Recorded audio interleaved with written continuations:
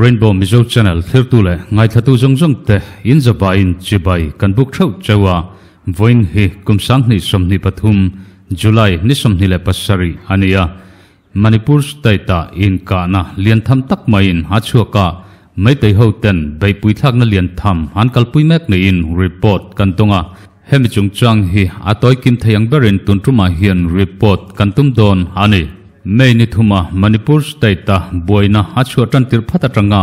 tun thleng hian mei tei ho ten voin le ni janam panga bei pui thaka zo fa te anron beina lian tham hi trumdanga chuan halom ngai lo ani voina hanin kana phei hi chuan frontline a kan mei chiate po han bang bik lawa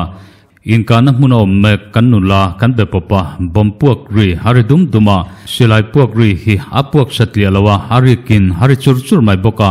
in kana hi anasaleni ti hemi tangpo hian hriat thei ani frontline mun krang kan be popa heba ka hian eastern command hroi tu te zona kan zot boka heng zongjong atanga kan hriat dan chuan Manipur state sarkar hi nasa takle thuk takin he boina hian hain rolti achianga Manipur state sarkarin ral thuam anei zongjong tachu achikimin tuntruma hian frontline a anron chapluta kan thu don na ten han soidan chuan lamka thlenga lavek turin beipui thlakna lian tham taka ron kalpui hi meitei ho ta hian an tumani ti kan CID ten han report atangin hriat ania lamka frontline kang vaile ache vel mun trang atangin nimin tlai tangkhan in ka na hi lian tham deuh hlakin han ron kalpuya ni janjan khuwa khan silai puak ri hi achol me ulawa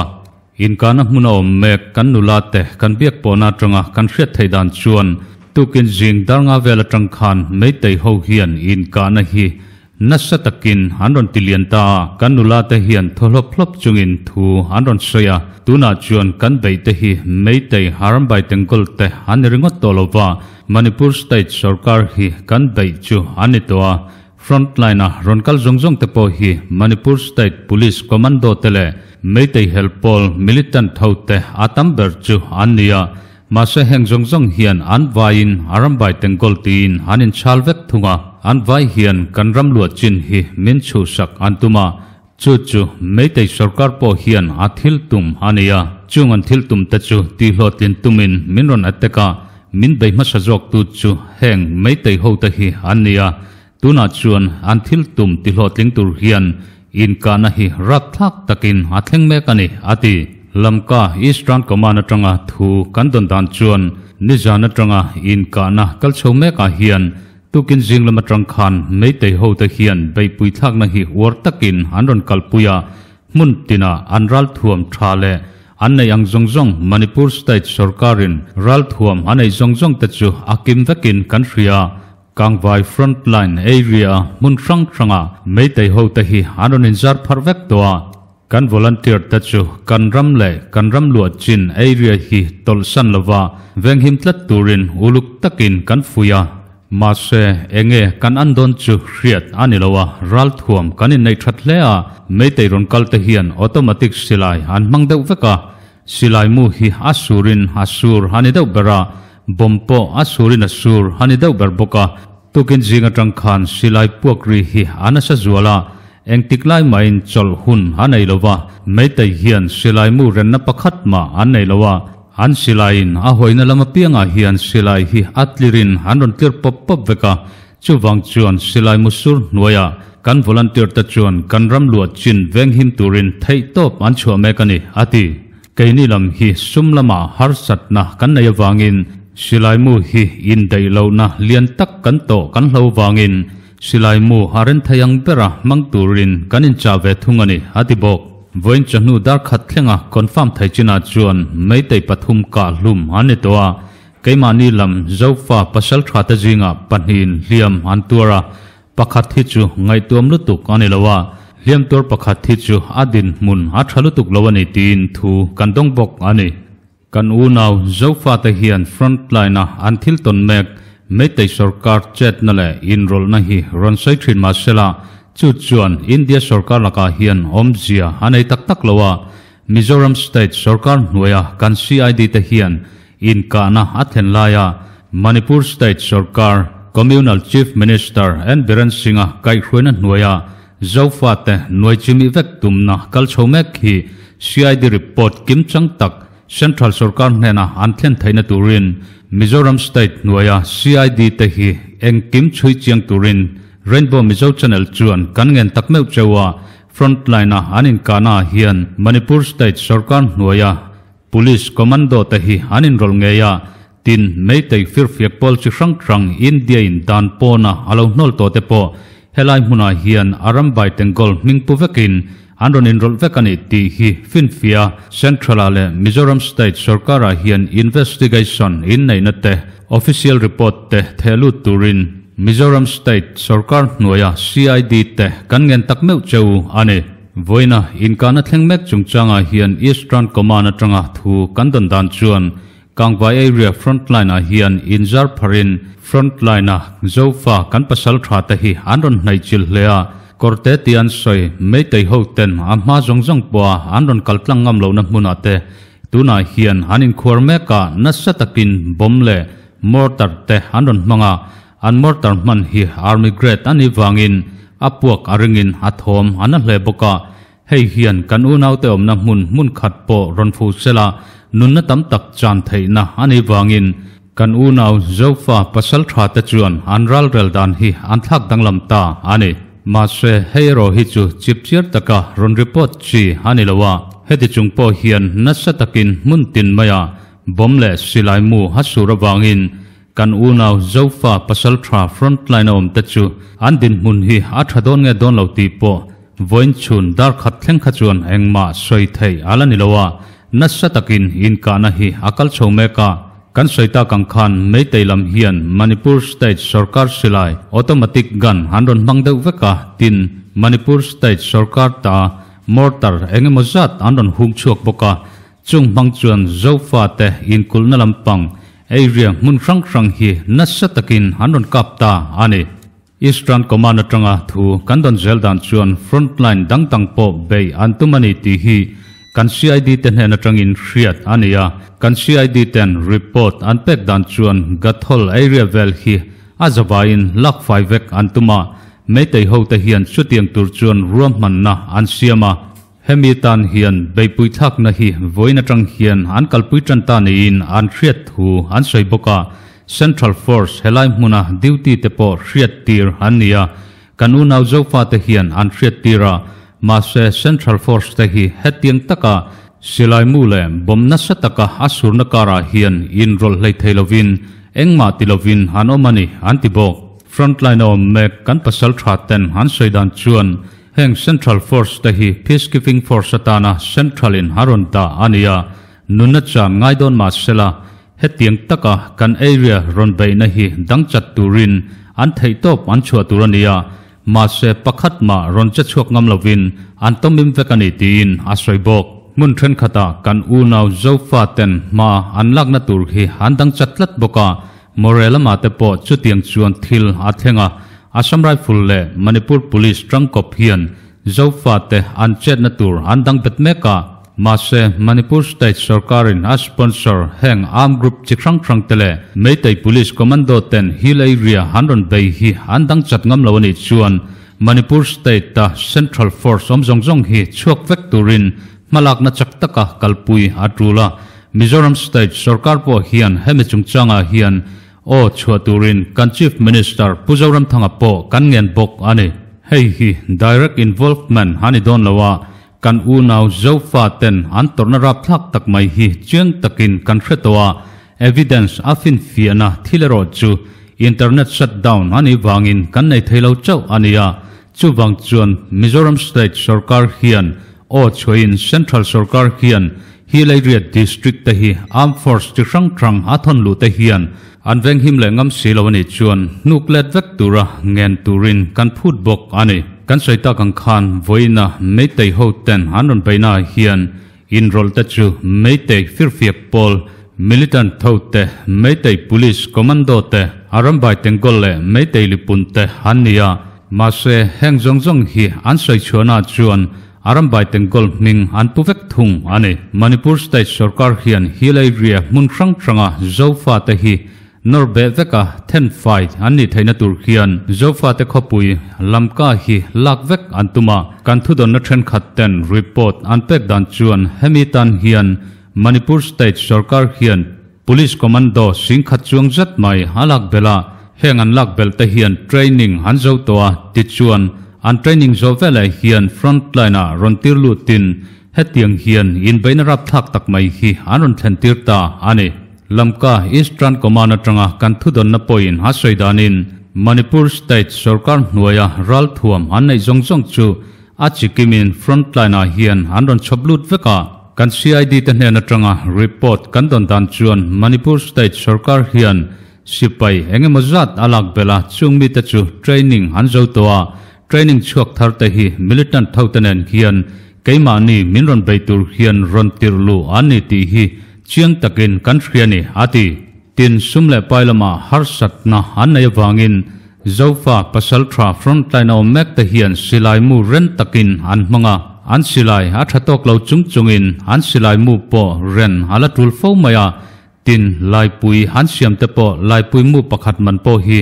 a sen so asang viwa chuwang chuan lai pui hi inka voi khata hian trumsom chuang zat te man ani thina wangin lai pui mu siam na turatan hian sum tam tak central ani to boka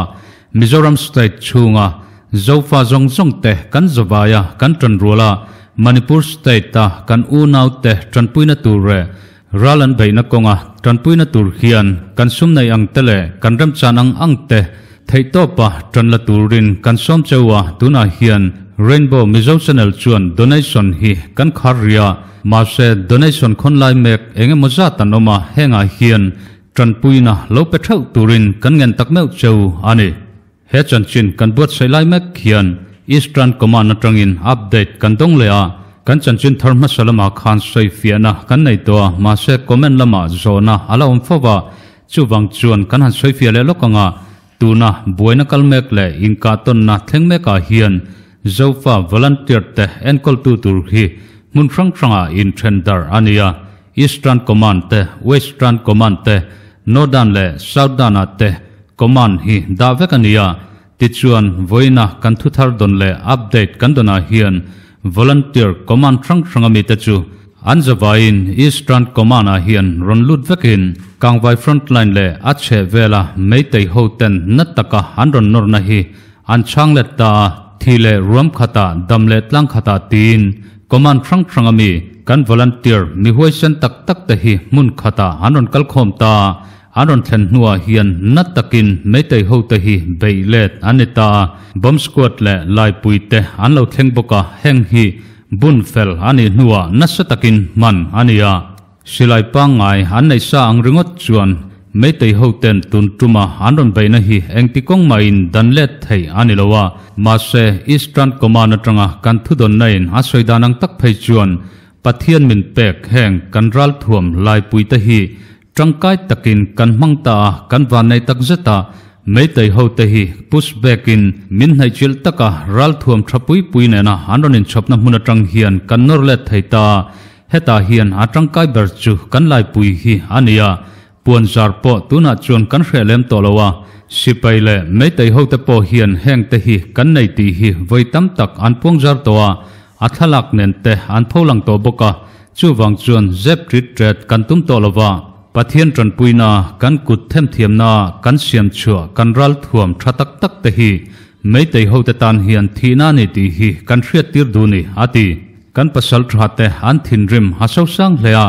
hetiang taka meitei sarkarin haron bei hi anlungoi lo hle boka kan thudon na dangten han soidan chuan arambai tengol mingpuin meitei sarkar hian tuna minron bei meka voina anral thum man zongjong po hi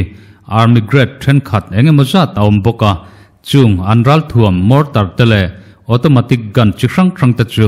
nasatakin anron manga an silai hoina lama pianga an ka poka silai musur noya theitop choin kannor le tani ati tichuan Eastern Command atanga kan thudon na hian asoidan chuan voin chanu dar ni vela khan command center frang frangami tepo ronkal khom vekin kangwai area hian beipui thak na anon kalpui veta tichuan meitei ho te hi norletin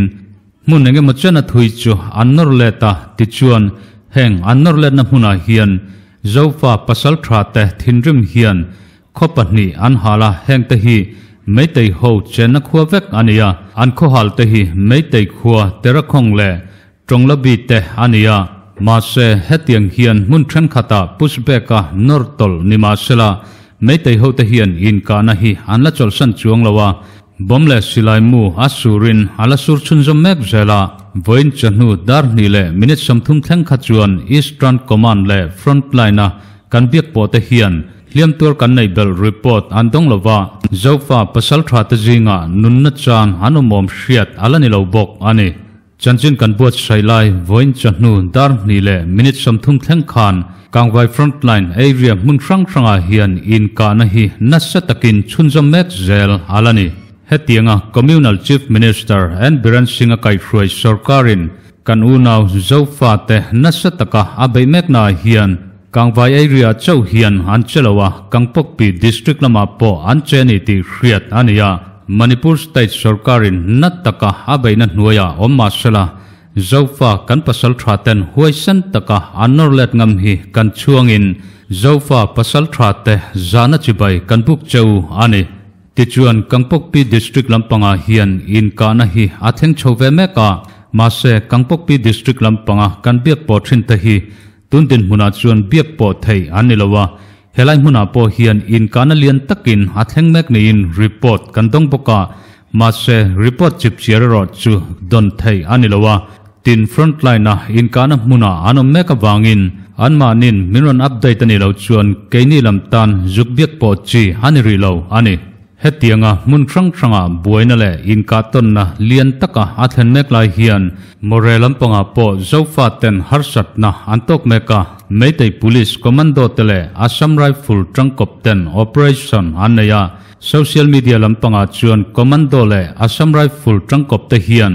kan unaw zofa ta jingami mi som panni anmanani ti report kan donga morea thilthleng chungchang report viral ta kha he khwa cheng mek kan biak po kan zofia na hi ilongai thau teang ole kapu morea khan e social media rang kan mudan chuanin Manipur police commando le Assam Rifle te khanin kan unaw zofa te kha mi som pasari lai mai anmanin thu thang kha aron dar chiam maya kami chungchang kha khongain minkhil chiang themo an tak chu kan pon chuak thei lawa chu ka chiang ti alo a mi chan khan chuanin paria chu an man ti kha chu kan siama chu kan siat ve thei dan chu ni me a Moria Khanin curfew kha impose ania tuntheng hian curfew kha anlakeng ko zel nge nia tuna hian curfew kha anti khau thar ta thut nge nia curfew chu la nirenga mar chu ma khan chu nan thadulamo jim dar rugatanga lai lam dar nga thleng khan ni china ni min khan in vel te hala ni wang khan lai lam a khan in curfew mar mai mo ai go in te po hian la curfew chung zom zelon ni tichuan zofa ten in khachun hal ngai maya tichuan in engjat vel chia ngen halti kha minril them o in engjat vel pi po hi kan chiang lo mo an hal se mai kan hal se mai an ti maya a ha tho kha rin ni chu kan sia da ni maya ani chu tichuan Moria Khan volunteer tele meitei ho te anin kap chiam ti thu kha aron viral chiam mai boka kha thu dikaniem ti te minhan shil fia themo a thom ri wa kan se phawelo kan omna hi te min a khosir de uleka a thom chu kan se mi alo mai a klap te po chuan lo ka po chu ni ma na ole tichuan anman chungchang a khanin nangmanin in hriat china khan chuan mi pariat anman ti khanita social media lamaron viral a hianin mi som pahnin man ti kha ania tichuan engjat po chulonita sela khata khanin engtin nge anron man thei mai meitei commando le Assam Rifle te khan ti laya kha khongain minril fia them mi kha civil mi anning kan siama pahnian man kha chu civil mi chu ningeya adang ho kha chu volunteer nge ni chu ga chiang lo civil mi anni hmel ani chu ti chuan engen man an ron man theina chan khat khochunga khan meitei ho khan ron lut ti na mi meitei ho chu an omlowa commando ho an timayama police commando hi heta manipur a chuan an nei khanta chuan hemi an in hal kha an hal sun zom zer tur kha len fire kha commando ho khan ron kap ta mo khami kha an hal sun zom talawa chuan commando ho kha ke matang ron chuaka chuan in volunteer lampang khanin he ta tang khanin sniper khan an kap mi om takanin soilan chuan ma commando pa chuan kap sumen tia khami chinjin khanin aron ka na lampang kha commando ho khan ron chui ta chuan pa fa pahni kha inan lo om khan man ta more chunga khan an ron lut ti na ni mo khochungan omsa simsima moria khan khochunga khan an omsa simsima commando te kha chuatir po kha in lo tum to thin tro tum china mi puipo kan au na sa ma se an chuak du tak lawa chu mi tum po chuanin volunteer ho po khan du ma se some rifle ho bula han om kat wa khanin an ka phelo khani amo chuan khatia ren fire aron ti nu khan aron chuak sa le ati khan he lai mi ku aron suita chuan pa chin man ta han in hal chu top ta mai amo